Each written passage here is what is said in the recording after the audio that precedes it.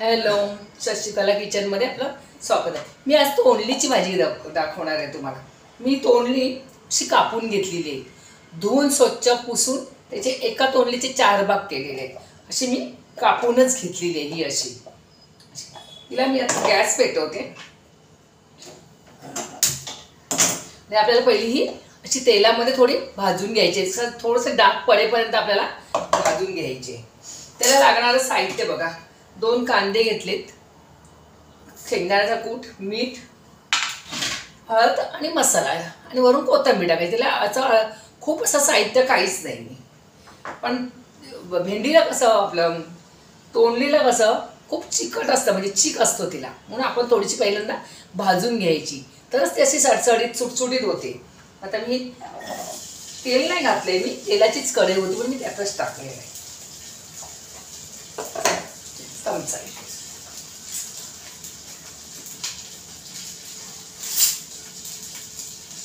आपल्याला तिला थोडंसं नॉर्मल असे डाग येईपर्यंत आपल्याला अशी भाजायची आहे.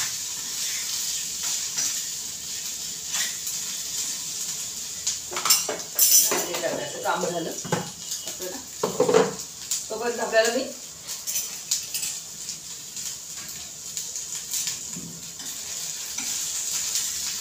चांगलीशी आपल्याला 50% तरी अशी नरम होईपर्यंत भाजायची आहे तिला.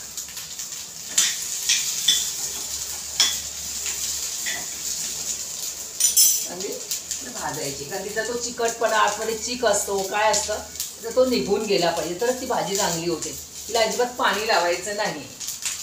जास्त म्हणजे आपण भाजून घेऊया तिला चांगली.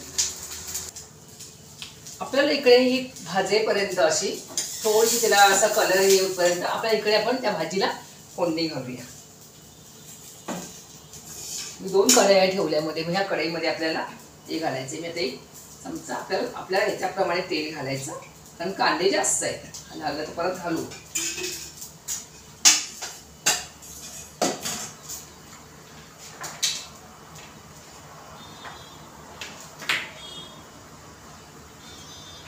कांदा घालायचा. कांदे चांगले तळून असं भरपूर घ्यायची, छान भेटी यायची आणि आपल्याला कांद्यामध्येच करायची. तोपर्यंत ते होईपर्यंत आपल्याला इकडे भाजून घ्यायची अशी. तिला चांगली डाग पडेपर्यंत भाजायची. तिचा जो चीक असतो ना थोडासा, तो नाहीसा झाला पाहिजे.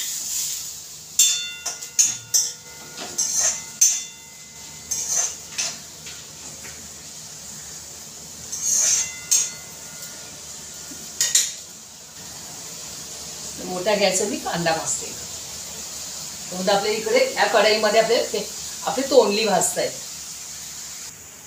आपला कांदा आता चांगला लाल झालाय आणि आपल्याला हे आपली तोंडली पण भाजून झालेली आहे बघा. असं मी डाग येईपर्यंत, थोडंसं वर डाग येईपर्यंत मी भाजलेली आहे.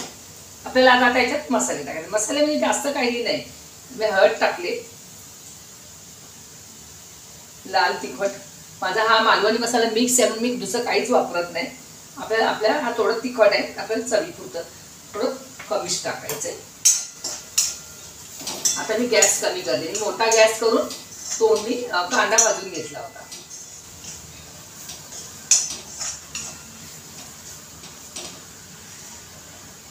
तर मी तोंडली ओतते त्याच्यामध्ये. त्याच्यामध्ये चांगली फ्राय करायची. तोंडलीला अजिबात पाणी लावायचं नाही. आणि माझी 50% भाजता नरम झालेलीच आहे. मी अशी करून बघा. फक्त आपण पाण्याची करतो ना तोंडली, खायला कंटाळा येतो. मग अशी तोंडली फक्त करून बघा तुम्ही. भाजून फक्त कांद्यामध्ये परतायचे आपले मसाले घालून.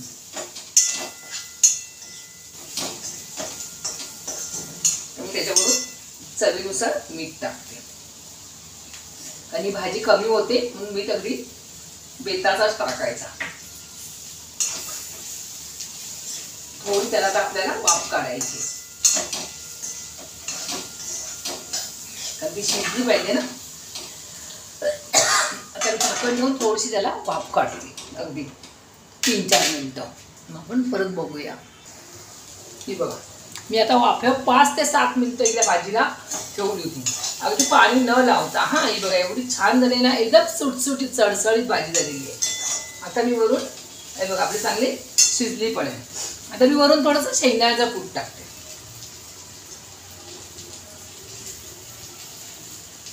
तर थोडंसं मी शेंगदाण्याचा कूट आणि थोडीशी कोथिंबीर. आता आपल्याला असं फक्त हे करायचं, हलवायचे. एकदम चविष्ट भाजी होते अशी. नाहीतर आपण असे पाण्याची करतो ना, कोण मुलं खात नाही तोंडलीची भाजी आजकाल, म्हणून आपण अशी भाजी करून बघायची. चला इथेच मी व्हिडिओ संपवते. माझी भाजी झाली. भाजी चांगली कशी वाटली ती बघा. चॅनलला सबस्क्राईब करा, शेअर करा, बेल आयकॉनला क्लिक करा.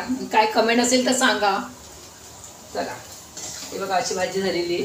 तुम्हाला मी दाखवते, फोटो पण काढते. चला भेटू आपण उद्याच्या ब्लॉगमध्ये. चला बाय बाय.